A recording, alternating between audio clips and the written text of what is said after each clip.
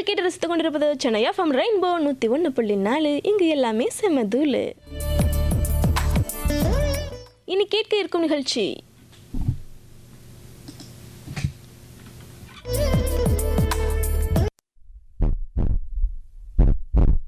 Hello hello hello doctor.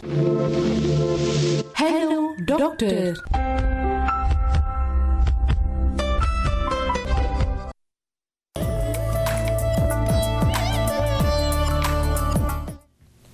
வணக்கம் நேயர்களே. இன்னைக்கு நம்ம வந்து ஹலோ டாக்டர் நிகழ்ச்சியில் யார் நம்மளோட இணைஞ்சிருக்கா அப்படின்னா, உலக இயன்முறை தினத்தை முன்னிட்டு இயன்முறை மருத்துவர் வி சிவகுமாரி மேம் தான் இருக்காங்க.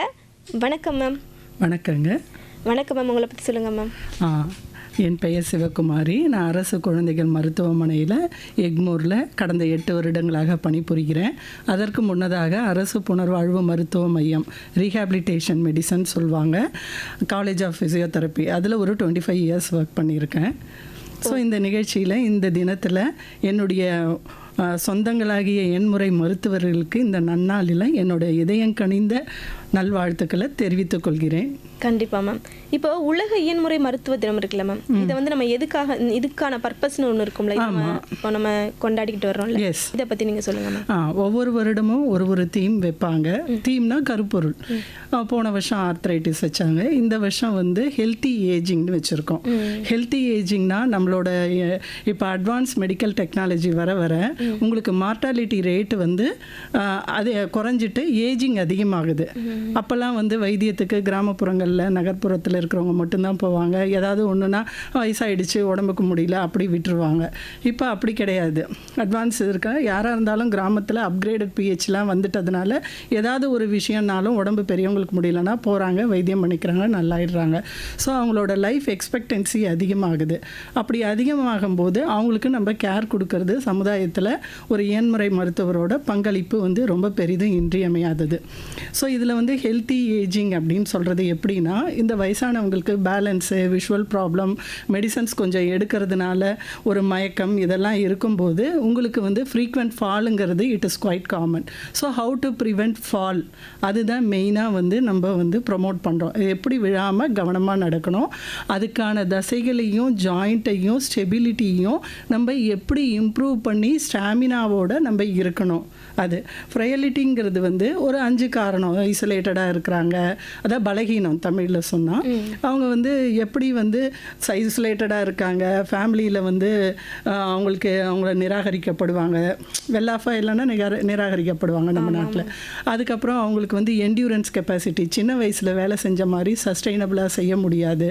சில உபாதைகள் லைக் சுகரு இல்லை வேறு ஏதாவது வேஸ்குலர் ப்ராப்ளம், அப்படி இல்லைனா மென்டல் இஷ்யூஸு, ஃபேமிலி ப்ராப்ளம்ஸ், இப்படி நிறைய இருக்கும்.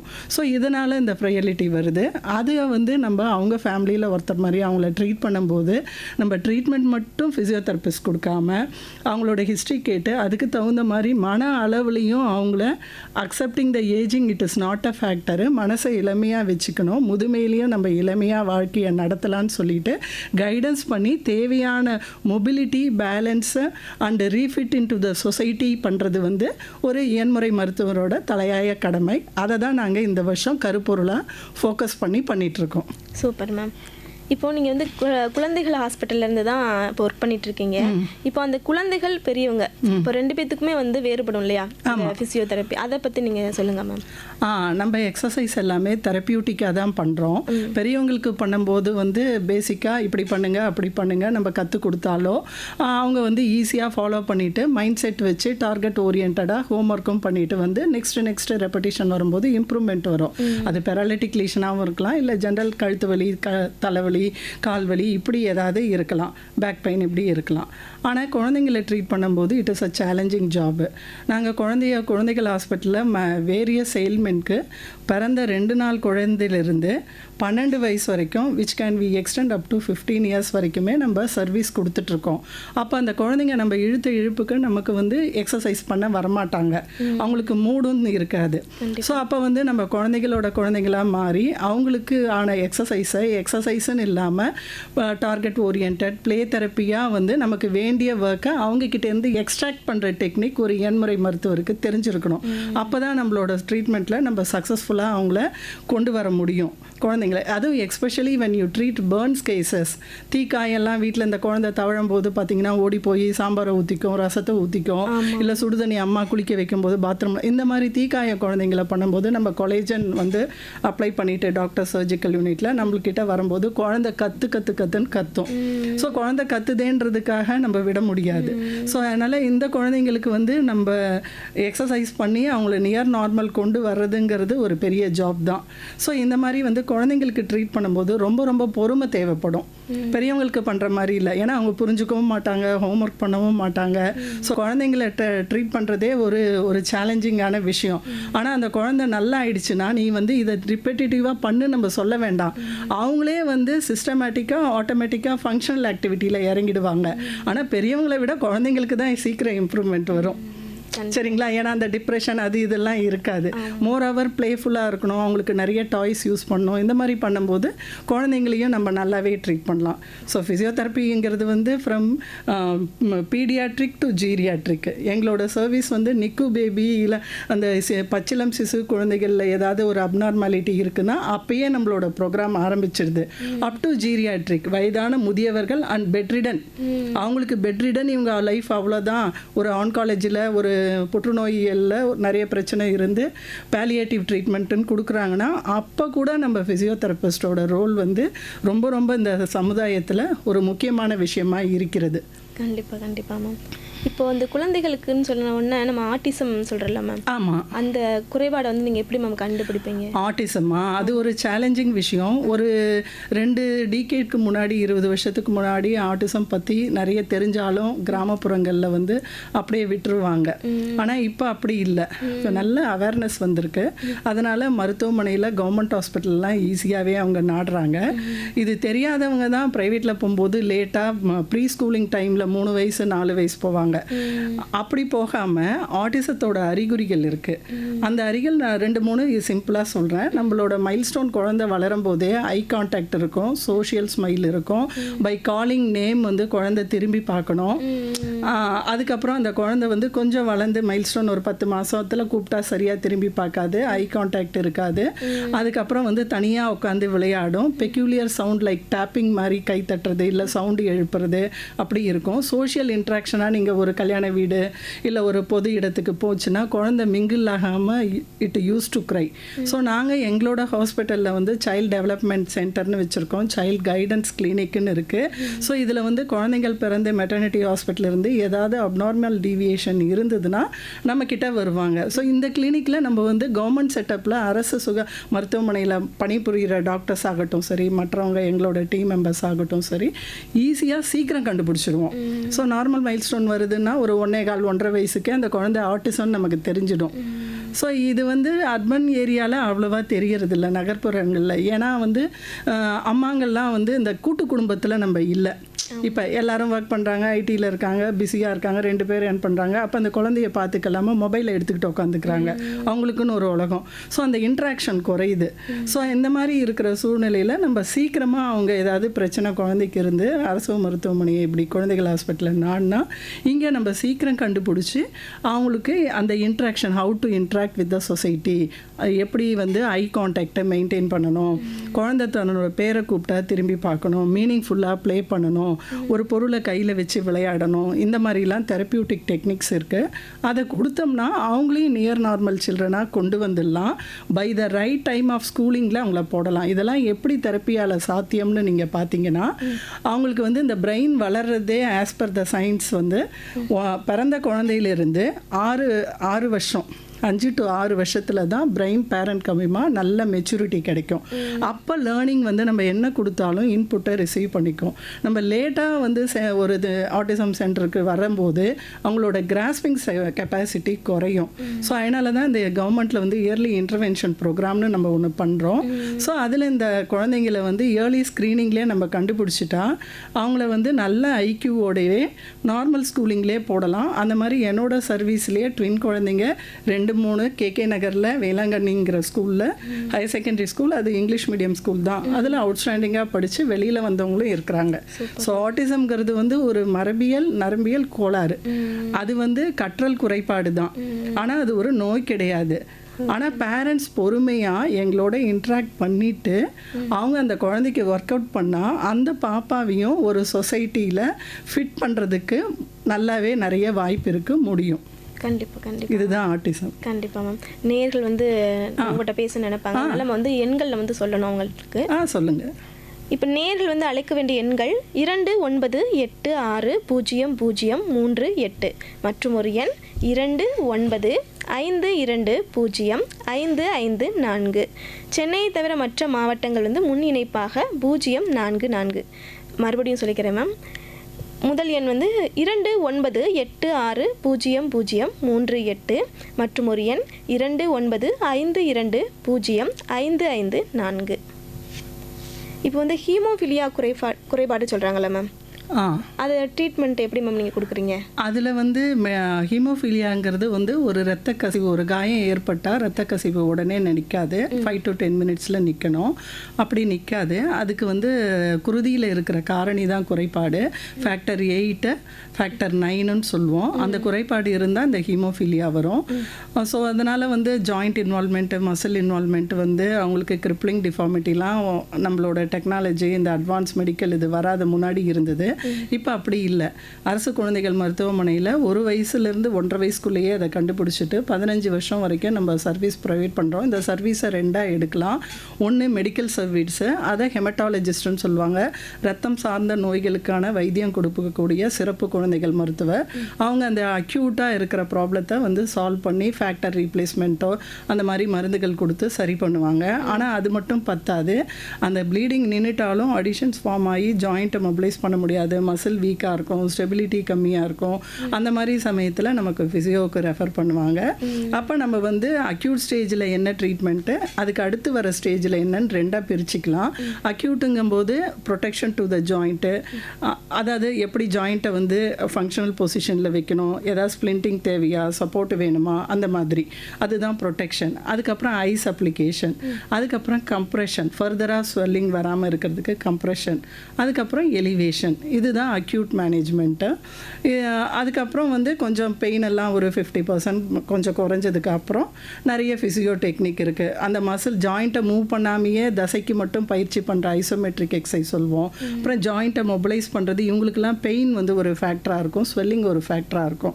அதை நம்ம கருத்தில் வச்சுக்கிட்டு ஜென்டிலாக வித்தின் பெயின் ஃப்ரீ ரேஞ்சில் அந்த ஜாயிண்ட்டை நம்ம மொபிலைஸ் பண்ணணும். அப்புறம் அந்த மசிலுக்கு பவர் வர்றதுக்கு என்டியூரன்ஸ் சொல்லுவோம், அந்த என்டியூரன்ஸை கொஞ்சம் டெவலப் பண்ணணும். அதுக்கப்புறம் ப்ளே தெரப்பி வைஸாவோ அந்த மாதிரி பெரியவங்களாக இருந்தால் எக்ஸசைஸு, ஏன்னா ஹீமோஃபீலியா வந்து அடல்ட்டுக்கு ராஜீவ்காந்தி மருத்துவமனையில் உங்களுக்கு கிடைக்குது. ஆனால் சின்ன குழந்தைங்களுக்கு நம்ம கொடுக்கும்போது அவங்களுக்கு நிறைய ப்ளே தெரப்பி, ஃபங்க்ஷனல் ரீகெய்னிங் த பழையபடி குழந்தை விளையாட, செய்ய, நடக்க எல்லாம் வரணும் இல்லைங்களா. அதனால வந்து ரீகண்டிஷனிங் எக்ஸசைஸ் நம்ம கொடுத்து அவங்கள பண்ணுவோம். ஆனால் இந்த குழந்தைகள் வந்து நிறைய நாள் ஃபாலோஅப்பில் இருக்கணும். அவங்க ஃபாலோஅப்பில் இருந்தால் எந்த நேரம் ஸ்கூலில் வந்து மெயினாக அடிபடக்கூடாது, கேர் எடுத்துக்கணும். சாதாரணமாக பல்லு விழுந்தால் கூட இவங்களுக்கு கொஞ்சம் எக்ஸ்ட்ரா ப்ளீடிங் வரும். உடனே அவங்களோட மெடிக்கல் ரிப்போர்ட்ஸை வச்சுக்கிட்டு அப்கிரேடட் ஹாஸ்பிட்டலோ இல்லை கவர்மெண்ட் மருத்துவமனையிலையோ இந்த ப்ளீடுக்கு உடனே அவங்க ரிப்போர்ட் பண்ணோம் along with medical reports. So இந்த மாதிரி பண்ணோம்னா நம்மளோட ஃபிசியோ எண்முறை மருத்துவர் 2 ஸ்டேஜ்லேயும் ஒர்க் பண்ணுறார். அக்யூட் ஸ்டேஜ்லேயும் பண்ணுறோம், சப் அக்யூட்லேயும் பண்ணுறோம். ஹோம் அட்வைஸ் அண்ட் கவுன்சிலிங்கும் கொடுக்குறோம், எப்படி குழந்தைய பார்த்துக்கணும், செய்யணும், அப்படிலாம் பேரண்ட்ஸ்க்கும் கொடுக்கணும். Okay ma'am. நேர்கள் வந்து வர்றாங்க, நம்ம அவங்க பேசிடலாம். பழையபடி குழந்தை விளையாட, செய்ய. ஹலோ, வணக்கம் சார், பேசுங்க சார். வணக்கம் மேடம், ராஜகோபால், கோயம்புத்தூர். சொல்லுங்க சார். டாக்டர் வணக்கம்மா. வணக்கங்க, சொல்லுங்க. இந்த ஆட்டிசம் குழந்தைங்களுக்குலாம் ஜாப் ஆப்பர்ச்சுனிட்டி அந்த மாதிரி ஏதாவது உண்டா சார்? அதுக்கு வந்து அவங்களோட ஜாப் ஆப்பர்ச்சுனிட்டிங்கிறது இண்டிவிஜுவல் அசஸ்மெண்ட் பண்ணிவிட்டு அவங்களுக்கு வெக்கேஷ்னல் ட்ரைனிங் இல்லைனா நார்மல் ஸ்கூலிங்கில் ஃபிட் ஆகுறாங்களான்னு பார்க்கணும். உங்களுக்கு யாராவது குழந்தைங்களோ தெரிஞ்சவங்களோ ஆட்டிசம் இருக்காங்களா? அவங்க என்ன லெவலில் இருக்காங்க? ஹலோ. இல்லை, அதான்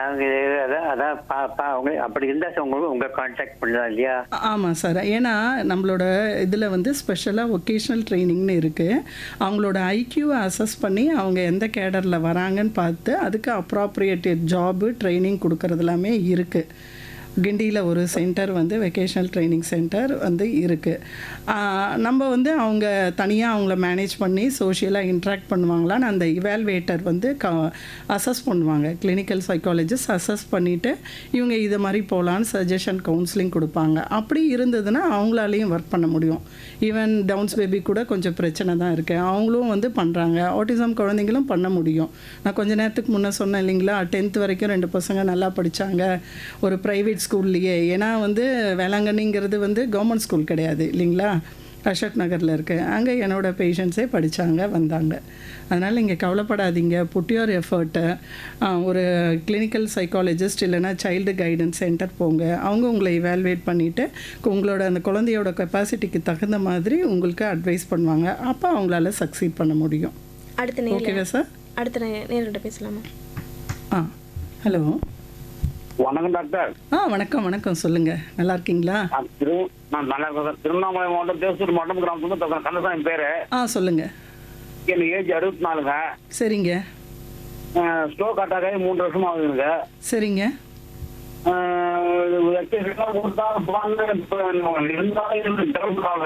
நீங்க தொடர்ந்து கொடுக்கல வீட்டை விட்டாங்க கம்முன்னு. இப்ப நான் வந்து முதியோர் தேசிய மருத்துவ நல மையத்துக்கு வரலாம் ஐடியா பண்றாங்க. கொடுப்பாங்களா? எந்த மையத்துக்கு? கிண்டியில. கிண்டியில தேசிய முதியோர் மருத்துவ நல மையம். ஆமாம் சார், ஆமாம். நீங்கள் அங்கே வரலாம். ஆனால் நீங்கள் வந்து 3.5 வருஷம் சொல்கிறீங்க. எந்த ஒரு இப்போ நீங்கள் நடக்கிறீங்களா? உங்களால் வீட்டுக்குள்ளே நடமாட முடியுதா? ஒரு 10 அடி 15 அடி நடந்து போய் ஒரு கேட்ட உட்கார 1 மணி நேரம் உட்காருவேன். மேற்கொண்டு அப்படியே உள்ள வந்துருவோம். அப்ப கை ஃபங்க்ஷன் இன்னும் சரியா வரல, நடக்கும்போது கொஞ்சம் பேலன்ஸ் லேக்கிங்கா இருக்கு. Okay sir, okay. அதாவது வந்து நம்ம ஸ்ட்ரோக் வந்து ஆரம்ப காலகட்டத்தில் வந்து குரூஷியல் டைம்னு சொல்லுவோம். அந்த டைமில் நல்ல எஃபர்ட் போட்டு நல்லா கொண்டு வந்தால் வருவோம். இதில் ஹிண்டரிங் ஃபேக்டருங்கிறது நம்ம ஏஜ், நீங்கள் டயபெட்டிக் பிபிலாம் மெடிசன் எடுக்கிறீங்களா? அதெல்லாம் இல்லை. ஸோ அந்த மாதிரி இருந்ததுன்னா கொஞ்சம் இதாக இருக்கும். 3.5 வருஷம் ஆனதுனால நீங்கள் கிண்டி வரலாம். அங்கேயும் தெரப்பி வைத்தியம்லாம் நல்லாவே இருக்குது. ஆனால் ஒரு ஷார்ட் டைம் வச்சுட்டு அதுக்கப்புறம் நீங்கள் வந்து வீட்டுக்கு போய் பயிற்சி பண்ணுங்கன்னு சொல்லுவாங்க. அதை விட கேகே நகர் வந்து கேகே நகர் கேள்விப்பட்டிருக்கீங்களா? சென்னையில் புனர்வாழ்வு மருத்துவ மையம். அங்கே வந்து உங்களுக்கு அரசு புனர்வாழ்வு மருத்துவ மையம். அது வந்து ரீஹாபிலிட்டேஷன் சென்டர்னு சொல்லுவாங்க. ஸோ அங்கே வந்து உங்களுக்கு வந்து அட்மிஷன் போட்டு ஒரு 2 மாதம் இருந்தாலும் உங்களுக்கு முறையான பயிற்சிகள் கொடுத்து உங்களோட இப்போ இருக்கிற பேலன்ஸையும் நடைத்திறனையும் மேம்படுத்தி உங்களை வந்து நல்லாவே வந்து உங்களோட வேலையை நீங்கள் செய்துக்கிற மாதிரி அவங்க கைடன்ஸ் கொடுத்து பண்ணுவாங்க. ஏன்னா அது வந்து ஒரு அரசு எண்முறை மருத்துவ கல்லூரி, அங்கே பிள்ளைங்களும் படிக்கிறாங்க. அதனால் அங்கே கவனிப்பும் நல்லா இருக்கும். கிங் இன்ஸ்டியூட்டை விட இந்த கலைஞர் நூற்றாண்டு ஹாஸ்பிட்டலை பற்றி தானே நீங்கள் சொல்கிறீங்க கிண்டிங்கிறது? நீங்க கேக்குற கேள்வி வந்து கலைஞர் நூற்றாண்டு ஹாஸ்பிட்டலை பத்தி தானே கேட்டீங்க, அங்க போலாமான்னு? ஆமா, அதை விட நீங்க இங்க கேகே நகர் போங்க, அது நல்லது, உங்களுக்கு பயனுள்ளதா இருக்கும். ஒரு சின்ன சந்தேகம் மேடம். சொல்லுங்க. எனக்கு கூட பார்த்து ஆள் வர மாட்டாங்க, நான் மட்டும் ஒரு சேர்த்துவாங்களா? பண்ணலாம் சார். ஏன்னா உங்களை நீங்கள் நடக்கிறீங்கன்னு சொல்கிறீங்க. நடக்கிறவங்க தன்னோட செல்ஃப் கேர் பார்க்கும்போது 1 or 2 days உங்களோட வந்து அட்மிஷன் போட்டுட்டு பார்த்துட்டு அதுக்கப்புறம் போகலாம். தெரப்பிக்கு வந்து உங்களுக்கு ஒரு 2 hours அப்படி ஆகும். அங்கே எல்லா தெரப்பியும் இருக்குது. நல்லாவே இப்போ இருக்கிற நிலைமையை விட இன்னும் கொஞ்சம் நீங்கள் வந்து பேலன்ஸோட கொஞ்சம் தூரம் எக்ஸ்ட்ரா நடக்க உங்களால் முடியும். அதனால் இந்த ஹாஸ்பிட்டலை அணுகுனா உங்களுக்கு ரொம்ப பயனுள்ளதாக இருக்கும். கேகே நகர் அரசு புனர்வாழ்வு மருத்துவ மையம் இல்லைன்னா ரீஹாபிலிட்டேஷன் சென்டர்னு சொல்லுவோம். கேகே நகர் உதயம் தியேட்டர்னு ஒன்று சொல்லுவாங்க, இல்லை இஎஸ்ஐ ஹாஸ்பிட்டலுக்கு எதிரில் இருக்கு. கேகே நகர் இஎஸ்ஐ ஹாஸ்பிட்டலுக்கு எதிரில் இருக்கு. அசோக் பில்லர்னு பஸ் ஸ்டாப் இறங்கணும் நீங்க. ஆமா, ரைட். நான் கார்ல ஒரு வந்துருங்க. அந்த நம்பர் கிடைக்கலாம். நம்பர் என்ன கிடைக்கும்? அந்த ஹாஸ்பிட்டல் நம்பர் ஹாஸ்பிட்டல் நம்பர் இப்போ இந்த நிகழ்ச்சியில் டக்குன்னு சொல்ல முடியாது, ஞாபகம் இல்லை. நீங்கள் நேரில் அணுகிறது நல்லது. சரி மேடம். நான் உங்கள் பேரே சொல்கிறேன் மேடம். நான் போயிட்டு சொல்லுங்கள். நான் அந்த மருத்துவமனையில் 25 வருஷம் பணிபுரிஞ்சிருக்கேன். ஓகே மேடம், நன்றி மேடம். உங்களை மாதிரி நிறைய பேருக்கு வைத்தியம் கொடுத்து நல்லாயி போனவங்க இருக்காங்க. அதனால அது உங்களுக்கு ஏற்ற இடம்னு நான் ஃபீல் பண்ணுறேன். சரி மேடம். அப்போ அவங்க போனது மேடம் ரூம்ஸ் இருக்குமா ஜென்ரல் வார்டு இருக்குமா மேடம்? ரூம்ஸ் கிடையாது சார், அந்த அளவுக்கு அது ரொம்ப பெரிய ஹாஸ்பிட்டல் கிடையாது. ஜென்ரல் வார்டு தான் இருக்கும், ஆனால் நீட்டாக சுத்தமாக நல்லா இருக்கும். நம்ம அரசு வந்து நல்லா பராமரிக்குது. பாத்ரூம்லேருந்து எக்ஸ்ட்ரா கைப்பிடி போட்டு இந்த மாதிரி முடியாதவங்க நடக்கிறதுக்கு லிஃப்ட் வசதி இந்த மாதிரி நல்லா கவர்மெண்ட் நமக்கு பண்ணி கொடுத்துருக்கு. ஃபேனு, லைட்டு, அப்புறம் ஏசி இந்த மாதிரி எல்லாமே நல்லா இருக்கும். உங்களுக்கு உயர்தர மருத்துவமனை மாதிரி தான் இப்போல்லாம் கவர்மெண்ட் ஹாஸ்பிட்டலும் இயங்கிட்டு வருது. இப்போ தான் நம்ம ஸ்டாலின் ஐயா திறந்து வச்சாரு ஒரு சூப்பர் மல்டி ஸ்பெஷாலிட்டியாக அதை அப்கிரேட் பண்ணியிருக்காங்க. நீங்க அங்க போனா உங்களுக்கு ரொம்ப பயனுள்ளதா இருக்கும். நீங்க அங்க போனா ரொம்ப பயனுள்ளதா இருக்கும் உங்களுக்கு. ஓகே ஓகே, நன்றி மேடம், நன்றி மேடம். ஓகே, வணக்கம். வணக்கம். ஹலோ, சொல்லுங்க. வணக்கங்க. Okay ma'am. ஆக்சுவலாக என் பொண்ணுக்கு வந்துட்டு டிலே இருக்குன்னு ஃபர்ஸ்ட் சொன்னாங்க மேம். என்ன இருக்கு? டிலே ஆக்சுவலா வந்து டெவலப்மெண்டல் டிலே. Development delay. அதுக்கப்புறம் நாங்க நிறைய டெஸ்ட் எடுத்து பார்த்தோம் மேம். அவங்க வந்துட்டு ஆட்டிசம் ஸ்பெக்ட்ரம் டிசார்டர் இருக்கு அவளுக்கு. Autism spectrum. இப்ப பாப்பாவுக்கு என்ன வயசுங்க? 4 வயசு ஆகுது மேம். ஓகே. நாங்க எல்லா தெரப்பிக்கும் போயிட்டு இருக்கோம். பட் என்னன்னா அவளுக்கு வந்துட்டு சில வந்து பேட் ஹாபிட்ஸை வந்து உடனே அப்சர்வ் பண்ணி. ஆமா, குழந்தைங்களோட பேர் குரூப்ல மிங்கிள் ஆகும்போது தே அடாப்ட் திங் லைக் தட். என்னதான் நம்ம சொல்லி கொடுத்தா கூட அதிலே தான் அவங்க ஃபோக்கஸ் பண்ணுவாங்க. நீங்கள் அரசு மருத்துவமனையை நாடி தெரப்பி கைடன்ஸ் எடுக்கிறீங்களா இல்லை ப்ரைவேட்டாக பார்க்குறீங்களா? ப்ரைவேட்டாக தானே. ஓகே. வேலை இங்கே சென்னையில் இருந்து வேலை பண்ணுறதுனால கஷ்டமாக இருக்கும். நம்ம ஸ்டான்லிலையும் இந்த டிஇஐசின்னு ஒன்று நல்லா இயங்கி வருது. அரசு குழந்தைகள் மருத்துவமனையிலையும் வந்து உங்களுக்கு டிஇஐசின்னு ஒரு ப்ரோக்ராம் இருக்குது. அதில் வந்து ஒரே டைமில் இந்த மாதிரி ஆட்டிசம் ஸ்பெக்ட்ரம் டிசார்டரை இது பண்ணுறதுக்கு ஒரு 12 எக்ஸ்க்ளூசிவாக வந்து ஸ்பெஷலிஸ்ட் இருப்பாங்க. ஒரு medical officer, developmental medical officer, child guidance கிளினிக்கில் அங்கே ஒரு மெடிக்கல் ஆஃபீஸர், பிஹேவியர் ப்ராப்ளத்தை கண்டுபிடிக்கிறதுக்கு ஒரு psychiatrist, physiotherapist, occupational therapist, special educator, இந்த மாதிரி நிறைய பேர், ஒரு ஆப்தோமெட்ரிஸ்ட்டு, இந்த மாதிரி டென்டிஸ்ட், இப்படி இத்தனை பேர் சேர்ந்து தான் வந்து ஒரு multiple approach, multi disciplinary approach கொடுத்து தான் இந்த குழந்தைங்கள வந்து நம்ம கொண்டு வரணும். ஸோ உங்களுக்கு எனக்காவது லீவு கிடைக்கும்போது கவர்மெண்ட் ஹாஸ்பிட்டலுக்கு வந்து கைடன்ஸ் 1 or 2 days எடுத்துகிட்டு அப்புறம் உங்களுக்கு இன்கன்வீனியன்ஸ் இருந்தால் you can continue at private centre also. ஆனால் கவர்மெண்ட்டு நல்லாவே இயங்கி வருது. நிறைய ஆட்டிசம் சில்ட்ரனுக்கு நம்ம நல்லாவே பண்ணிகிட்ருக்கோம். அரசு குழந்தைகள் நல மருத்துவமனைங்க. குரோம்பேட்டா. ட்ரெயின் வசதி இருக்கு சார், வரலாம் நீங்க. அந்த இடம் எந்த இடம்னு கேக்குறாரு. எங்க எக்மோர்ல சார். எக்மோர் சார். இங்கே வாரத்தில் 6 நாளுமே உண்டு ஹாஸ்பிட்டலில். சண்டே மட்டும் இந்த ஸ்பெஷல் ஓபி கிடையாது உங்களுக்கு. பட் எமர்ஜென்சி ஓபி மற்ற ரொட்டீன் இருக்குது. ஸ்டான்லிங்கிறது உங்களுக்கு ரொம்ப தூரம். ஏன்னா இப்போ பாப்பா வந்து கொஞ்சம் ஃபியூ வேர்ட்ஸ் சொல்கிறது, கொஞ்சம் எழுதுறது, அந்த மாதிரி ஐக்யூ லெவல் வரும். 1.5 வயசு குழந்தைக்கு உள்ளது இருக்குங்களா? இருக்குங்க மேம். 1.5 வயசுக்குள்ளது. 2 வார்த்தை போல பேசுறா. 2 வார்த்தை போல பேசுறா. அதான் வந்துட்டு சொன்னதை இருந்து ரிப்பீட் பண்றா. அந்த இனிமேல் தான் அவளுக்கு கைடன்ஸ் நிறைய தேவைப்படும் சார். ப்ரைவேட்ல எப்படின்னு எனக்கு தெரியல நீங்கள் பார்க்குற இடம். But this is the right centre, right umbrella. You can come and stay for the rain, அந்த மாதிரி சொல்லலாம். ஏன்னா நீங்கள் வந்து இங்கே நல்லாவே அந்த குழந்தை ஒரு 12-15 வயசு வளர்கிற வரைக்கும் உங்களுக்கு பேரண்டல் எஜுகேஷனும் அவங்கள எப்படியெல்லாம் மோல்ட் பண்ணி கொண்டு வரணுங்கிற கைடன்ஸும் உங்களுக்கு கிடைக்கும். நீங்கள் டெய்லி கூட வரணும்னு அவசியம் இல்லை. அந்த கைடன்ஸ் எடுத்துகிட்டு ஒர்க் அவுட் பண்ணிவிட்டு நான் இதை அச்சீவ் பண்ணிவிட்டேன், அடுத்து என்ன பண்ணணும், அந்த மாதிரி பண்ணும்போது இந்த டீம் ஆஃப் மெம்பர்ஸ் வந்து we are ready to help you. அதனால் இது வந்து ஒரு கஷ்டமே இல்லை ஆட்டிசம் குழந்தைய வளர்க்குறது. இப்போ இதே நீங்கள் கிராமப்புறத்தில் இருந்தால் கஷ்டம்னு சொல்லுவேன். இங்கே சென்னையில் இருக்கிறதுனால you can avail this facility. Okay okay sir. Okay ma'am. இப்போ வளைந்த பாதம் அப்படி சொல்றோம்ல, இந்த குழந்தைங்க வந்து பெரியவங்களுக்கு கூட இருக்கும் மேம். அல்ல, சின்ன குழந்தைகளை கவனிக்காமல் விட்டால் தான் பெரியவங்களுக்கு வரும் வளைந்த பாதம். அது நியூரலாஜிக்கல் இஷ்யூ இருந்ததுன்னா பெரியவங்களுக்கு வளைந்த பாதம் வரும். சரிங்களா? குழந்தைங்களுக்கு ரொம்ப வளைந்த கிளப் ஃபுட்டுன்னு சொல்லுவோம், அதை தானே கேட்குறீங்க? Club food. ஸோ இதில் வந்து இந்த கிளப் ஃபுட்டை நம்ம வந்து 3 வகையாக சொல்லலாம். குழந்தை பிறக்கும்போது வர்றது வந்து அந்த மால் ஃபார்மேஷன், ஆம்னியாட்டிக் ஃப்ளூயிட் இல்லாமல், பொசிஷன் இடம் இல்லாமல் கால் வைக்கிறது வந்து அது டெம்பரவரி பாஸ்டரல் கிளப் ஃபுட்டுன்னு சொல்லுவோம். இன்னொன்று வந்து மசில் கொஞ்சம் டெவலப் ஆகலைன்னா, போனோட அமைப்பிலேயே டிஸ்பிளேசியா மாதிரி கொஞ்சம் சரியாக வரலனா அப்போ வர்றது ஒன்று. அப்புறம் நியூரோஜெனிக்னு நர்வ்லிஷனால் வர்றது ஒன்று. அப்படி 3 வகையாக பிரிச்சுக்கலாம். இதில் வந்து எங்களுக்கு வந்து எப்படின்னா, இந்த வளைந்த பாத சிகிச்சைக்கு குழந்தை பிறந்து ஓஜி மெட்டர்னிட்டி ஹாஸ்பிட்டல் பேக் சைடில் இருக்கு, அங்கேருந்து குழந்தைங்க வரும்போது டே 2nd or 3rd வந்துடுறாங்க. த மோஸ்ட் இயர்லி வந்துடுறாங்க. 2 நாள் 3 நாள் குழந்தை எல்லாமே அங்கேயே பார்த்துட்டு உடனே இங்கே ஆர்த்தோபீடிக் டிபார்ட்மெண்ட் போங்கன்னு அனுப்பிச்சிடுவாங்க. ஸோ நம்ம என்ன பண்ணுவோம், அந்த பாதத்தோட சிவியரிட்டிக்கு ஸ்கோரிங் போடுவோம், ப்ரணி ஸ்கோரிங் போடுவோம் 6 பாயிண்ட்டு.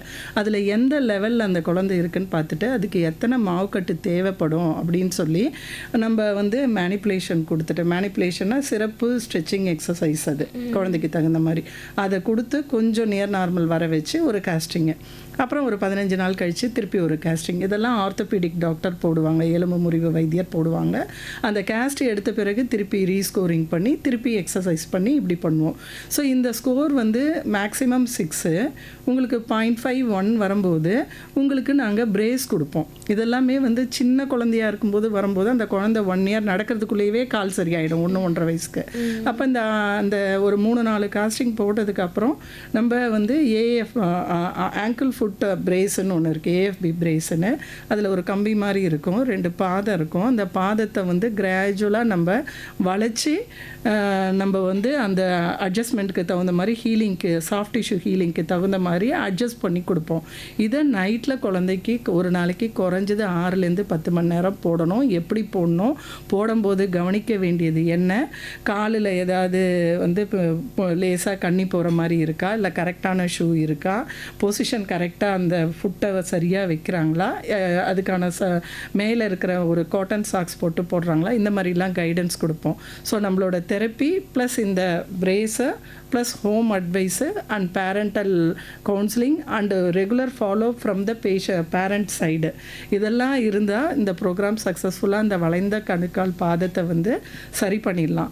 சப்போஸ் நம்மக்கிட்ட லேட்டாக வந்தாங்கன்னா, இந்த மாதிரி 2 நாள் 4 நாளில் வராமல் லேட்டாக வந்தாங்கன்னா, அப்போ அந்த பொசிஷனை நம்ம அசஸ் பண்ணிவிட்டு தேவைன்னா சர்ஜரியோ இல்லை டீனாட்டமியோ, ஒரு டெண்டனில் ஒரு சின்னதாக ஒரு இன்சிஷன் போட்டு சரி பண்ணி அதுக்கப்புறம் ஃபிசியோதெரப்பி அனுப்புவாங்க. இதே ஒரு 10-12 வயசு குழந்தை இருக்குது, உங்களால் வந்து ஒரு இந்த மாதிரி சென்னைக்கு வந்து பார்க்க முடியல, நகர்ப்புறத்தில் பார்க்க முடியல, நெக்லெக்டட் கேஸு அப்படின்னா ஒரு 12 வயசு கிளப் ஃபுட்டு வந்தால் கூட என்ன பண்ணுவாங்கன்னா, அப்போ அந்த போனெல்லாம் க்ரோத் ஆகிருக்கும், அதுக்கு தகுந்த மாதிரி ஆஸ்டியாட்டமி பண்ணிவிட்டு அதுவும் ஆர்த்தோபெடிக் சர்ஜன் பண்ணுவாங்க, அதுக்கப்புறம் ஃபிசியோதெரப்பிக்கு ரெஃபர் பண்ணுவாங்க. ஸோ இந்த மாதிரி பண்ணும்போது நம்ம அந்த காலத்திலலாம் பார்த்திங்கன்னா கிளப் ஃபுட்டு வந்து அப்படியே கால் உள்பக்கமாக சி மாதிரி திரும்பி காலோட அவுட்டர் பார்டரில் வெயிட் போட்டு நடந்து புண்ணாகி பல பிரச்சனைகள் அதில் வரும். ஒரு சில சமயம் டயபெட்டிக்லாம் இருந்ததுன்னா காலே எடுக்கிற நிலைமை கூட பேர் ஃபுட்டாக நடக்கும்போது, வீட்டிலலாம் அப்படி தான் இருப்பாங்க, ஏதோ ஒரு இன்ஜுரி ஆச்சுன்னா ப்ராப்ளம் வரும். அந்த மாதிரி எயில்மெண்ட்டே இல்லாமல் இப்போ கவர்மெண்ட்டில் இந்த மாதிரி நிறைய இடங்களில் கவர்மெண்ட் பெரிய ஹாஸ்பிட்டல் மெடிக்கல் காலேஜில் இந்த ட்ரீட்மெண்ட் ஃபெசிலிட்டி இருக்குது. அதனால் நிறைய பேர் பயனடைகிறாங்க. எங்கள் ஹாஸ்பிட்டலுக்கு வர கிளப் ஃபுட்டு பார்த்திங்கன்னா ஒரு மாதத்துக்கே உங்களுக்கு கிட்டத்தட்ட 30 கேஸ் இருக்கும், ரெகுலர் ஃபாலோஅப்பில் இருக்காங்க. ஆல்மோஸ்ட் 95% இந்த வளைந்த கணுக்கால் அந்த பாத சிகிச்சையை எடுத்து நார்மலாகி நல்லாகி போகிறவங்க நிறைய பேர் இருக்காங்க. Super ma'am, super. ஒரு காலர் வர்றாங்க, நம்ம பேசலாம். ஓகே, வணக்கம். வணக்கம் மேடம். வணக்கங்க மேடம், என் நண்பர் ஒருத்தர், அவருக்கு வந்து 57 வயசு ஆகுது. சரிங்க. அவருக்கு வந்து சுகர் இல்லை, பிபி இல்லை, இதெல்லாம் எல்லாம் நார்மலா இருக்காரு, நல்லா தான் இருக்காரு. சரிங்க. ஆனா வந்து பாத்தீங்கன்னா அவர் கொஞ்சம் வெயிட் போட்டாரு அவரு. ஆனா நடக்கிறது கொஞ்சம் வந்து கஷ்டப்படுறாரு. ஆனா மூச்சு வந்து வேகமா இருப்பாங்க மேடம். ஓஹோ, நல்ல வெயிட் ஒபிசிட்டியாக இருப்பாங்க. வேற ஏதாவது வீசிங், ஆஸ்மா ஏதாவது பிரச்சனை இருக்கா அவங்களுக்கு? அதெல்லாம் இது இல்லை மேடம்.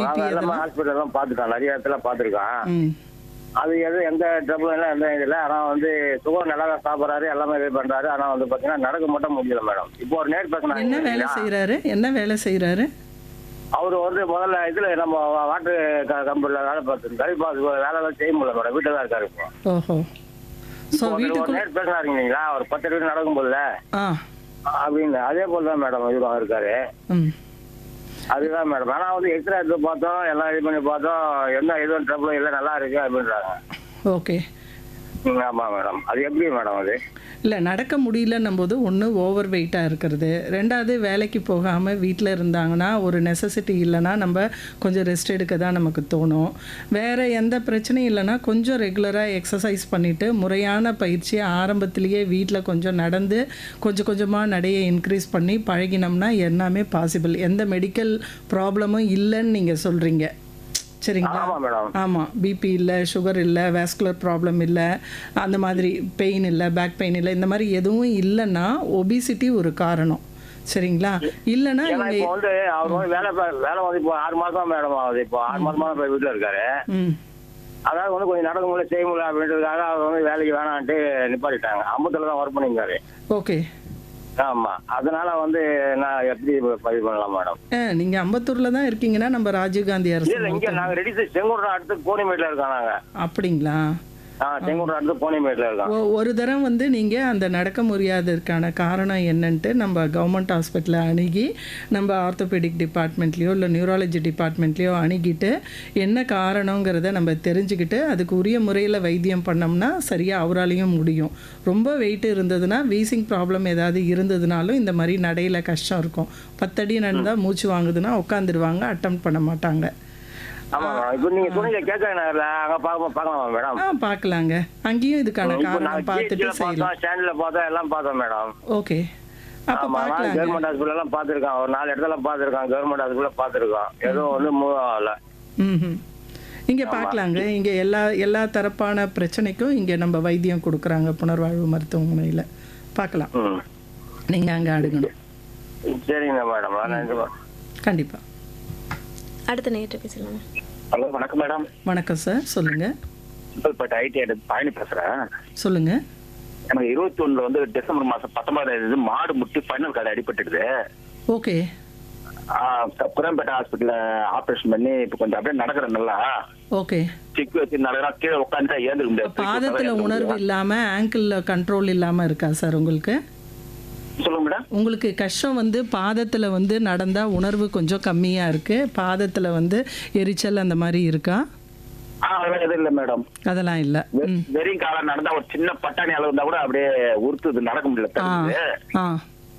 ரெண்டாவது வந்து உட்காந்துட்டா ஏந்திருக்க முடியாது. ஒரு தப்பலாமல் போட்டு உட்காந்து 1 மணி நேரம் 2 மணி நேரம் உட்காந்துருக்கலாம். உட்காந்துட்டா ஏந்திருக்க முடியாது, அப்படியே வச்சு எதாவது பிடிச்சிருந்தா ஏந்திருக்கணும், இல்லை அண்ணன் தூக்கி விட்டா ஏந்திருக்கலாம். நீங்கள் ஆரம்பத்தில் எங்கே வைத்தியம் பார்த்தீங்க இதுக்கு? நான் புறம்பேட்டை பார்வையில் பார்த்தேன். ஓ, பிரைவேட்ல பார்த்தீங்க. இது வந்து ஸ்பைனல் கார்டில் அடிபட்டு எங்களுக்கு புரியல, அப்படியே திடீர்னு இங்க இருந்து ஒருத்தவங்க சொல்லிட்டு இட்டு போயிட்டாங்க அந்த நேரம்.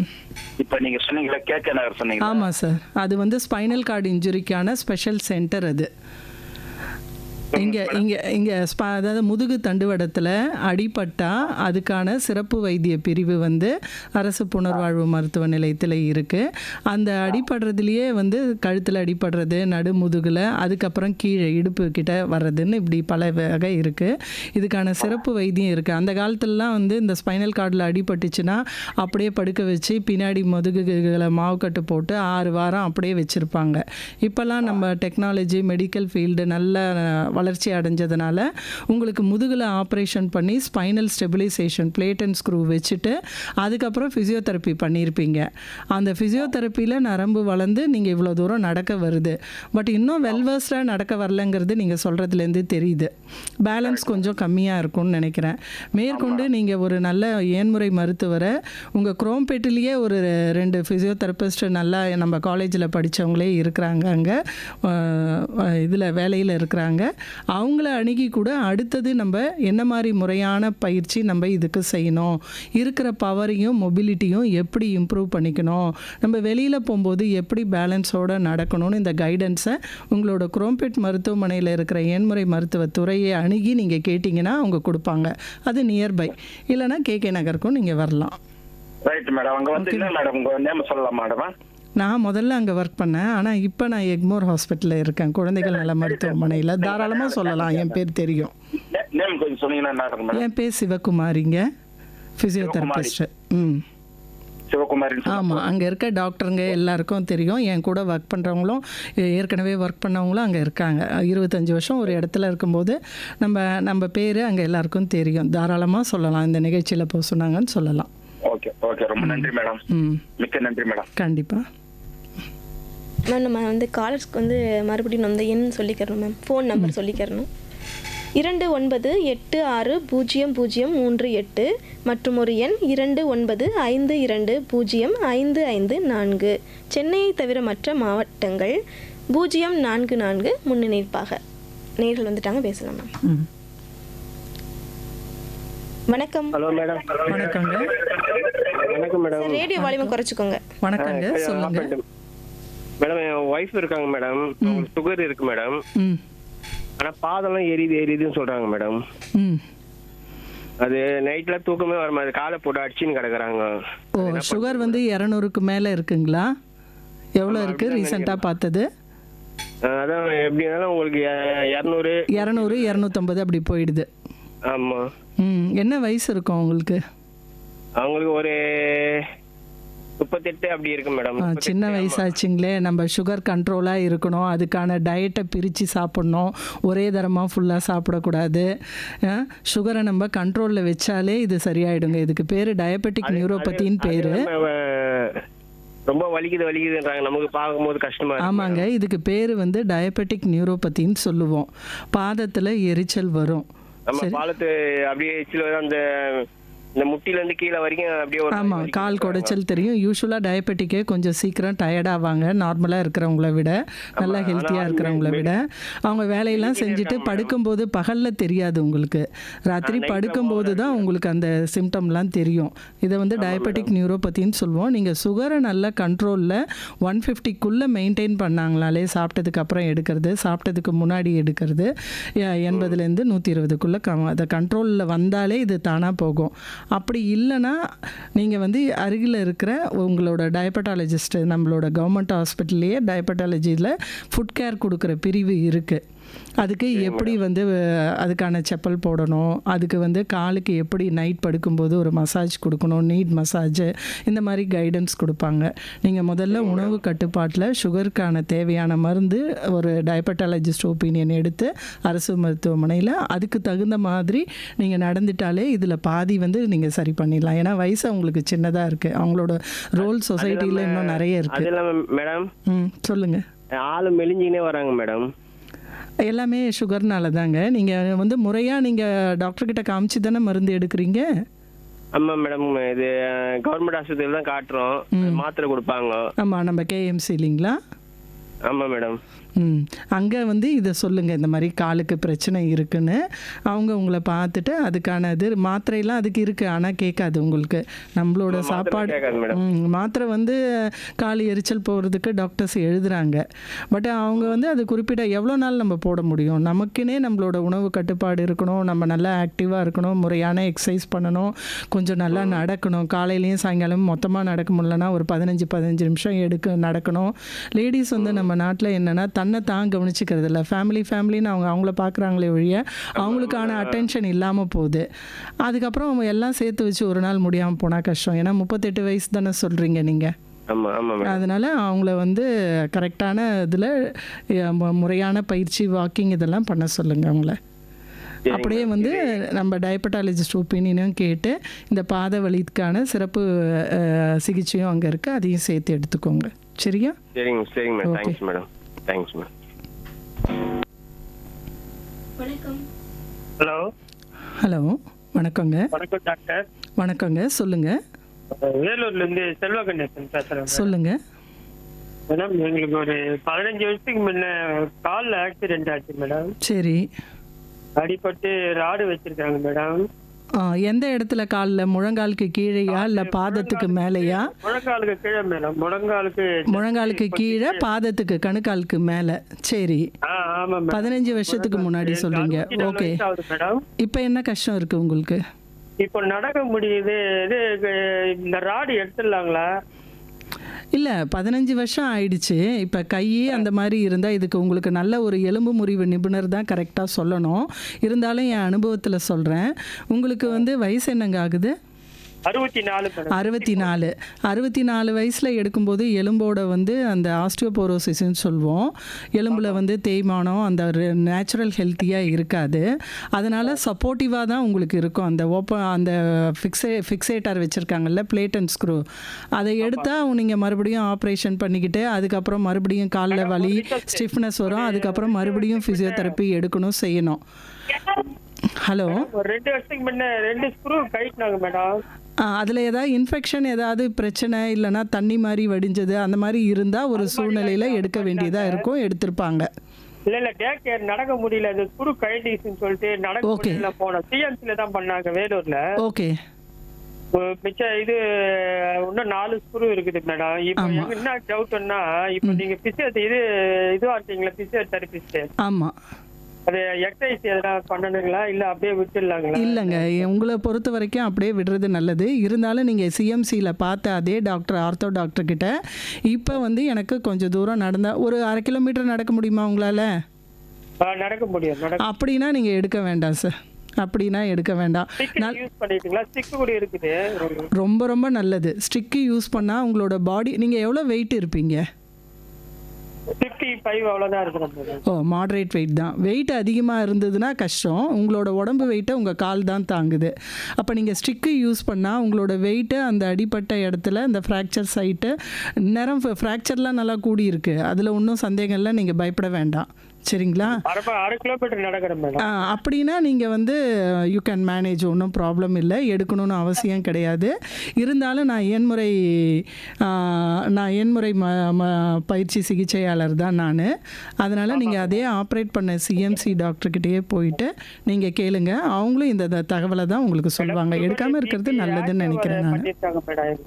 என்னங்க? சுகர் பிபி இருக்குது, ஆஞ்சியோ வேற பண்ணிருக்காங்க, ஹார்ட் பேஷண்ட். அப்போ வேண்டாம் சார், அப்போ வேண்டவே வேண்டாம்.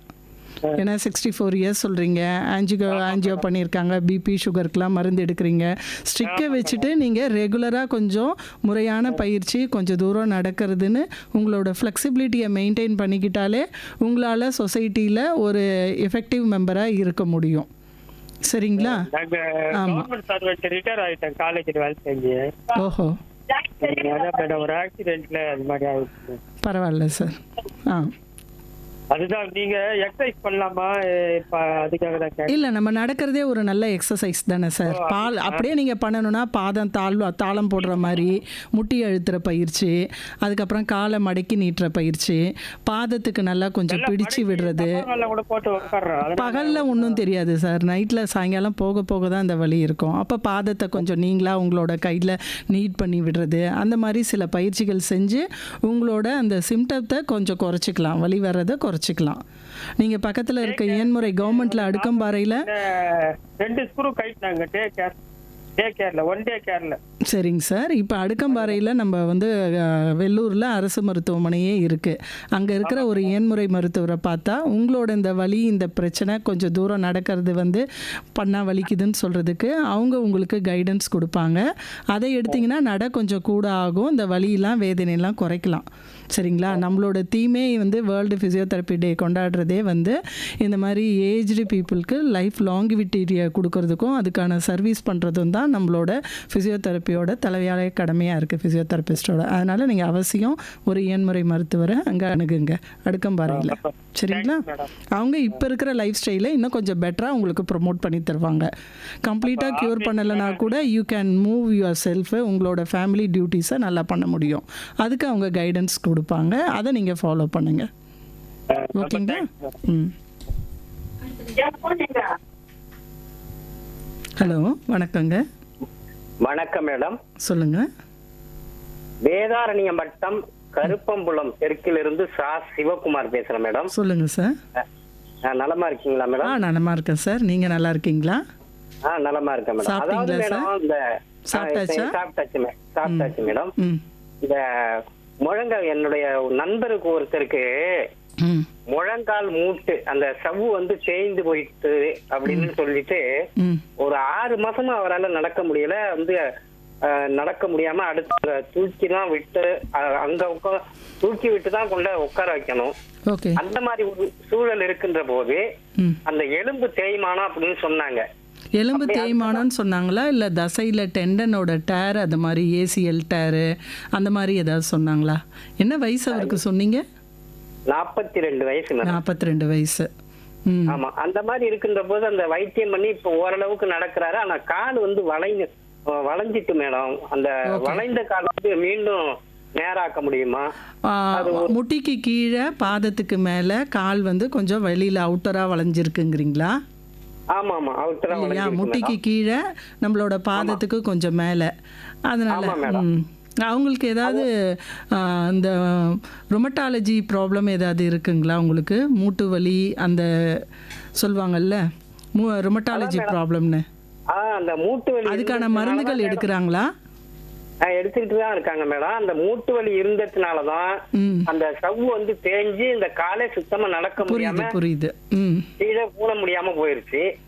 ஆனா இப்ப ஓரளவுக்கு இந்த அக்கு பஞ்சர் மூலியமா வைத்தியம் பண்ணி ஓரளவுக்கு நடக்க முடியுது. இருந்தாலும் கூட ஒரு குறிப்பிட்ட அளவு தான் அவரால் நடக்க முடியுது. அப்படி இருந்தா அதுக்கு வந்து இந்த வளைந்த காலை சரி செய்வதற்கு வாய்ப்பு இருக்கிறதா? அதை பத்தி சொல்லுங்க. அது வந்து ரொமட்டாலஜி ப்ராப்ளம் இருந்ததுன்னா ஒரு மல்டிபிள் ஜாயிண்ட் இன்வால்வ் ஆகும்போது ஜாயிண்ட் ஸ்டிஃப்னஸ்ஸு, மசில் அட்ரஃபினா மசில் வந்து அதோட பலத்தை இழந்து கொஞ்சம் ஒல்லியாக காலே ஒல்லியாக இருக்கும்னு சொல்லுவாங்க இல்லையா, அட்ரஃபின்னு சொல்லுவாங்க. அந்த மாதிரி இருக்கும், ஹெல்த்தியாக மசில் இருக்காது. அதுக்கு வந்து ஜாயிண்ட்டோட மொபிலிட்டியை மெயின்டைன் பண்ணணும், பெயினை குறைக்கணும், அப்புறம் தசைக்கு பவரை கொண்டு வரணும், அதுக்கப்புறம் நடைப்பயிற்சி இப்படி இருக்குது. ஸோ இது வந்து நம்ம அங்கே வேதாரண்யத்தில் அங்கே இருக்கிற ஹாஸ்பிட்டல், கவர்மெண்ட் ஹாஸ்பிட்டலில் அணுகி இந்த இயன்முறை சிகிச்சை செய்கிறவங்கள பார்த்தா அவங்க நேரில் பேஷண்ட்டை அசஸ் பண்ணிவிட்டு உங்களோட நீடுக்கு தகுந்த மாதிரி இப்போ இருக்க லைஃப் ஸ்டைலை இன்னும் கொஞ்சம் பெட்டராக ஆக்கி உங்களை வந்து நார்மல் லைஃப் லீட் பண்ணுறதுக்கு ஹெல்ப் பண்ணுவாங்க. இதுக்கு சர்ஜரி அது இதுன்னு போக வேண்டாம் நீங்கள். ஆமாம், இருந்தாலும் ஒரு ஆர்த்தோபீடிஷியன் ஒப்பீனியனும் நீங்கள் வாங்கிக்கங்க. அப்புறம் ரொமட்டாலஜிஸ்டோட கைடன்ஸு ப்ளஸ் அந்த மெடிசன்ஸை வந்து நீங்கள் கரெக்டாக ரெகுலராக ஃபாலோஅப்பில் இருக்கணும். சரிங்களா? ஆமாம், அந்த மருந்துகள் எடுக்கலைன்னா பெயின் கொஞ்சம் அதிகமாகவும் செய்யும், கஷ்டம் வரும். அப்ப அதுக்காக வந்து இந்த வலி மாத்திரை போடுறது, வலி மாத்திரை இல்லைங்க, வலி மாத்திரை இல்லை. இது வந்து அவங்க 2-3 விதங்கள் வந்து உங்களுக்கு சேர்ந்த மாதிரி இந்த டிசீஸ் மாடிஃபைங் ட்ரக்குன்னு கொடுப்பாங்க உங்களுக்கு. Rheumatologist they are the expert in that. அவங்கள நீங்கள் அணுகுனா உங்களோட பிரச்சனைக்கு நல்ல தீர்வு சொல்லுவாங்க. ப்ளஸ் ஒரு இயன்முறை மருத்துவரையும் சேரணும். ஏன்னா இப்போ சில இதெல்லாம் ஒரு லெவலுக்கு மேலே நம்ம போக முடியாது, அப்போ இருக்கிறத வச்சுட்டு நம்மளோட லைஃப்பை இன்னும் கொஞ்சம் பெட்டராக இருக்கிறதுக்கும் ஃபிசியோதெரப்பி தான் இல்லைங்களா? அப்போ அப்படி பண்ணும்போது உங்களுக்கு இவங்களோட கைடன்ஸ் ப்ளஸ் ரொமட்டாலஜிஸ்ட் கைடன்ஸு தேவைன்னா ஒரு ஆர்த்தோபெடிக் கைடன்ஸு இவருக்கு தேவைப்படும். அப்படி இருந்தால் இவரோட இது கொஞ்சம் கூட இல்லை, கொஞ்சம் தான் பண்ண முடியுதுன்னா இன்னும் கொஞ்சம் பெட்டர் பர்ஃபார்மன்ஸ் இருக்கும். ஏன்னா 42 வயசு தானே சொல்கிறீங்க. ஆமாம் மேடம், ஆமாம் மேடம். ஓகே, நன்றி மேடம். தேங்க்யூ. வணக்கம். மாலை வணக்கம் மேடம். மாலை வணக்கம் சார், சொல்லுங்கள். ராயப்பேட்டையிலேருந்து வெங்கடேசன் பேசுகிறேன். ராயப்பேட்டா? ஆமாம். ஓகே. இயன்முறை மருத்துவத்திற்கு உங்கள் நாளில் இன்னைக்கு இனியாக வாழ்த்துக்கள். ரொம்ப நன்றி சார், ரொம்ப நன்றி. யாரும் இவ்வளோ நேரம் பேசினாங்க, யாரும் சொல்லலை, மறந்துட்டாங்க. இன்னைக்கு வேர்ல்டு. ஆமாம் சார், ஆமாம். ஐயோ, பப்ளிக் இவ்வளோ அவேர்னஸோடு இருக்கும்போது எனக்கு கேட்கறதுக்கே புல்லரிக்குது. உங்க இதுல வந்து நான் பாராட்ட வேண்டிய என்ன விஷயம் கேட்டா, எங்க ஓன் பிரதர் இஸ் 58 now. ஒரு என்ன இருக்குன்னா, ஒரு 2 years பிஃபோர் ஒரு ஆக்சிடென்ட் ஆச்சு, ஸ்பைன் லேசா கொஞ்சம் ப்ராப்ளம் இருந்தது. அப்புறம் கொண்டு போய் அவர் ஏதோ ஸ்டெராய்ட் சாப்பிட்டுருந்தாரு, அதனால உடம்புல சில கால்சியம்லாம் போயிடுச்சு. அப்புறம் திடீர்னு ஒன் ஃபைன் மார்னிங் அப்படியே ஸ்பைன் இதுவாகி கீழே உட்காந்துட்டார். அப்புறம் நம்ம ஜிஹெச்லேருந்து ஸ்பைன் டாக்டரை செக் பண்ணி ஒரு இதில் அட்மிட் பண்ணி அப்புறம் எல்லாம் பெட் ஸ்கேன்லேருந்து எல்லாம் எடுத்துட்டாங்கன்னா அவங்களுக்கு அந்த தைராய்டு, பேராதைராய்டு இருந்துருக்கு. அதை ரிமூவ் பண்ணி போயிட்டு வந்து அது நெகட்டிவ் வாங்கி பிசியோ கொடுத்தோம். கொடுத்துட்டு அதுவும் ஜிஹெச்லேருந்து சீஃப் அவங்க எண்டோக்ரானாலஜிஸ்ட் அவங்க சீஃபே வந்து பண்ணாங்க. ஒய்ஃபும் வந்து உங்க ஹாஸ்பிட்டல் தான் ஒர்க் பண்றாங்க. பர்மிஷன் எந்த டிபார்ட்மென்ட் இருக்காங்க அவங்க? என்னவா இருக்காங்க? ஆமா, உங்க இதுலயே இருக்காங்க, எக்மோர்லயே இருக்காங்க. ஓகே. சோ அதனால அந்த வாழ்த்துக்களை சேர்த்து சொல்லிடுறேன். அப்புறம் அவங்க வந்து பார்த்துட்டு ஒரு பிசியோதெரபிஸ்ட் பண்ணாரு. ஒரு 15 days பண்ணிட்டு என்ன பண்ணாருன்னா, நீங்க பண்றத போறாது, எங்க சீஃப் சொல்லிட்டாரு, you have to accelerate, speed up பண்ணணும்னு. அது அவர் வலிக்கிறதுன்னு சொல்லி கூட அவர் வந்து சார் டூ மச் ஆஃப் எக்ஸசைஸும் பண்ணக்கூடாது சார். ஒவ்வொருத்தருக்கும் ஒவ்வொரு த்ரெஷோல்டு இருக்கும். அன்னைக்கு வந்து ஸ்ட்ரோக் வந்துட்டு அவருக்கு. ஆச்சோ, ஒவ்வொருத்தருக்கும் ஒவ்வொரு த்ரெஷோல்டு இருக்கும். அதுக்கு நம்ம அசஸ் கேஎம்சில இருந்து சீஃப் வந்து பிசியோ நியூரோ சர்ஜன் வந்து பிசிஷியன் வந்து ரெடி பண்ணி இன்னொரு பிசிக்கல் பண்ணிட்டு இன்னைக்கு அவரால் நடக்க முடியாதவங்க இன்னைக்கு நடந்து ட்ரெயின் போயிட்டு வராரு. சூப்பர் அதனால சார், இதனால உங்களை வந்து மறக்கவே முடியாது, உங்க துறையை மறக்க முடியாது. ரொம்ப நன்றி சார். ஓகே ஓகே, நன்றி தேங்க்யூ. நன்றி மேடம். Okay sir, thank you. ம் வணக்கம், நான் வேலூர் மாவட்டம் கட்பாடியில் இருந்து சந்திரசேகர் பேசுறேன். சொல்லுங்கம்மா. வணக்கம். வணக்கம் டாக்டர். எனக்கு என்ன கேள்வினா, இப்போ ஒருத்தருக்கு அடிபடுதுன்னு வச்சுக்கோங்களேன், நம்ம இந்த பிசியோதெரப்பி அப்படிங்கிற ஒரு ட்ரீட்மெண்ட் கொடுக்குறோம். அதுல இந்த ரிட்டென்ஷன் ரேஷியோ அப்படின்னு சொல்லுவாங்க. ஒருத்தருக்கு கையில அடிபட்டிருக்குன்னா 100% முன்னாடி மாதிரி தூக்குறது அப்படிங்கிறது இளையோருக்கு சாத்தியம். பட் முதியோர்கள் 60, 62 வயசு மேல இருக்கிறவங்களுக்கு இல்ல அப்படிங்கிறாங்க. இந்த ரிட்டென்ஷன் ரேஷியோ வந்து வயதிற்கு ஏற்ப மாறுபடும் அப்படிங்கிறாங்க. இது எதனால அப்படிங்கறது இல்லைங்க, அப்படிலாம் கிடையாது. வயசுக்கு சொல்லுங்க சொல்லுங்க. இல்ல, நான் கேள்விப்பட்ட வரைக்கும் இளையோருக்கு சீக்கிரமா அது வந்து கூடுறது ஒட்டுறது எல்லாம் இருக்கும். அதே மாதிரி அந்த ரேஷியோ, அதாவது ரிட்டென்ஷன் ரேஷியோ அப்படிங்கிறது வந்துடும். ஆனா முதியோருக்கு இல்லைங்கிறாங்க. அது சரியா தவறா என்ன உங்களோட கேள்வி? இதோட தொடர்ச்சியா வேற ஏதாவது கேட்க விரும்புறீங்களா? அவ்வளவுதான், இது ஒண்ணுதான். நீங்க எக்ஸ்பிளைன் பண்ணுங்க. அதாவது எலும்பு கூடுறதுங்கிறது சின்ன வயசுல கொஞ்சம் அந்த கேலஸ் ஃபார்மேஷன் அதிகமா இருக்கும், சரிங்களா? பெரியவங்களாகும்போது அவங்களுக்கு கொஞ்சம் குறைவாக தான் இருக்கும். அதுக்கெல்லாம் இப்போ டாக்டர்ஸ், ஆர்த்தோபீடிக் பீப்புள் சப்ளிமெண்ட்லாம் கொடுத்து கொண்டு வந்துடுறாங்க. இந்த ரெசிடிவலாக ஒரு மூமெண்ட் ரெஸ்ட்ரிக்ஷனு, ரிட்டென்ஷன் இருக்குது அப்படின்னா, ஒன்று அவங்க முறையாக வந்து சயின்டிஃபிக் மேனரில் தெரப்பியூட்டிக்காக எக்ஸசைஸ் பண்ணணும். இந்த எக்ஸசைஸ் பண்ணுறது பேஷண்ட்டோட மூடு, அவங்கள கூட்டிகிட்டு போகிறவங்க, அதுக்கப்புறம் அந்த இன்ஸ்ட்ரக்ஷனை ப்ராப்பராக ஃபாலோ பண்ணுறது, ஹோம்ஒர்க் பண்ணுறது, அதுக்கப்புறம் ஃபங்க்ஷனலாக அந்த கெயின் பண்ண மொபிலிட்டியை யூஸ் பண்ணுறது, இப்படி பல காரணிகள் இருக்குது. இதில் ஏதாவது ஒன்று லேக் ஆகும்போது தான் உங்களுக்கு வந்து அந்த நீங்கள் சொல்கிற ரெசிடியூ வரும். அதர்வைஸ் நியர் நார்மல், இப்போ ஒரு 100% ஒரு ரேஞ்ச் இருக்குது ஒரு ஜாயிண்ட்டுக்குன்னா டெஃபினட்டாக 90 to 95% கொண்டு வர முடியும். அன்லெஸ் புத்தூர் கட்டு மாதிரி ஏதாவது கொடுத்து மால் யூனியன் அந்த மாதிரி மாறி கூடியிருந்தால் மட்டும்தான் பிரச்சனை இருக்கும். நீங்கள் வந்து அந்த ஃப்ராக்சருக்கு ஆப்ரேட் பண்ணிக்கிட்டீங்களா, இல்லை கன்சர்வேட்டிவாக அப்படியே மாவு கட்டு போட்டு சரி பண்ணிக்கிட்டீங்களா? ஆப்ரேஷன் அப்படிங்கிற மாதிரி தான் சார். ஆப்ரேஷன் தான் பண்ணியிருக்காங்க. அப்படின்னா நம்ம முறையான படி பயிற்சி செஞ்சுருக்கணும். இப்போ எவ்வளோ நாள் ஆகுது அவங்களுக்கு? அவங்களுக்கு பண்ணி ஒரு 3 வீக்ஸ் ஆகுது. 3 வீக்ஸா? ஜஸ்ட் 3 வீக்ஸ் தானே? ஜஸ்ட் 3 வீக்ஸ்னால் இன்னும் டைம் இருக்குங்க. அந்த கேலஸ் கொஞ்சம் ஸ்லோவாக வரும். அந்த அப்ராக்சிமேஷன் ஆஃப் போனு பார்க்கணும், என்ன மாதிரி அமைப்பில் வருதுன்னு. உங்களோட ஆர்த்தோபெடிக் பர்சனை யார் அங்கே பார்க்குறீங்களோ பார்த்துட்டு அவங்களே வந்து உங்களுக்கு ஒரு எண்முறை பயிற்சி சிகிச்சையாளரை உங்களை அணுகிறதுக்கு சொல்லுவாங்க. அவங்க ஃப்ராக்சர் எந்த இடம்? இடுப்பெலும்பா? எங்கே? கை மூட்டு. Okay okay. ஸோ கை மூட்டுலாம் ஈஸியாக கொண்டு வந்துடலாம். ஏன்னா நம்ம டே டு டே லைஃப்பில் 2 கையும் யூஸ் பண்ணுவோம் இல்லைங்களா? ஆமாம். கால் இருந்தால் நடக்கிறதுக்கு வேணும். இப்போ நம்ம அவங்களோட வேலைகளை அவங்களே பண்ணிக்கும் போது அந்த அந்த மூடு இல்லைன்னா அந்த பிஹேவியர் சேஞ்ச், அந்த டிப்ரெஷன் கொஞ்சம் இருக்கும் இல்லைங்களா, ஒருத்தரை டிபெண்ட் பண்ணி இருக்கணும், அது இருக்காது. ரெண்டாவது நம்ம எசென்ஷியல் நீடுக்கு நம்ம கையை யூஸ் பண்ணுவோம். அதுவும் ரைட்டுனா இன்னும் நல்லாவே யூஸ் பண்ண வேண்டிடும். நம்மள அறியாமையே லீஷன் இருக்க ப்ராப்ளத்தை நம்ம வந்து வாலண்டியராக யூஸ் பண்ணுவோம். ஸோ அதனால் அவங்க சொல்கிற முறையான பயிற்சி ப்ளஸ் ஃபங்க்ஷனல் யூசேஜ் பண்ணால் அவங்களுக்கு இன்னமும் டைம் இருக்குது. ஒன்லி 3 வீக்ஸ் தான் சொல்கிறீங்க.